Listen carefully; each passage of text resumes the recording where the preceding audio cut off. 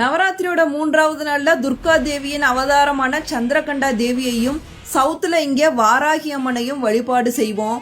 வராக மூர்த்தியோட பெண் அவதாரம் என்றும் அன்னை பராசக்தியோட போர்ப்படை தளபதியா இருந்து அன்னைக்கு வெற்றி வாங்கி தந்தவள் தான் வாராகி அம்மன் அப்படின்னு புராணங்கள் சொல்லுது. வாராகி அம்மனை வழிபட்டோம்னா வீரம், வெற்றி, பலம்னு எல்லாம் கிடைக்கும். முதல் நாள்ல சைலபுத்திரி தேவியா அவதாரம் செய்து 2வது நாள்ல பிரம்மச்சாரிணியா சிவபெருமானை நோக்கி கடுமையான தவம் இருந்து 3வது நாள்ல சந்திரகண்டா தேவியா சிவபெருமான திருமணம் செய்து கொள்றாங்க துர்கா தேவி. சந்திரகண்டா தேவி சிவபெருமான திருமணம் செஞ்சதுக்கு அப்புறம் சிவபெருமானோட பிறை நிலவை தன்னோட நெற்றியில் சூடிக்கிட்டாங்க. அம்பாளோட நெற்றியில் இருக்கும் பிறை நிலவு அப்படிங்கிறது ஞானத்தையும் மன அமைதியையும் தரக்கூடியது. அம்பாள் வரும்போது எழும் மணியின் ஓசை வீட்டுல இருக்க எதிர்மறை சக்திகள் எல்லாத்தையுமே விரட்டக்கூடியது. சந்திரகண்டா தேவி 10 திருக்கரங்களுடன் பலவித ஆயுதங்களையும் தாமரை மலரையும் ஏந்தி காட்சி தராங்க.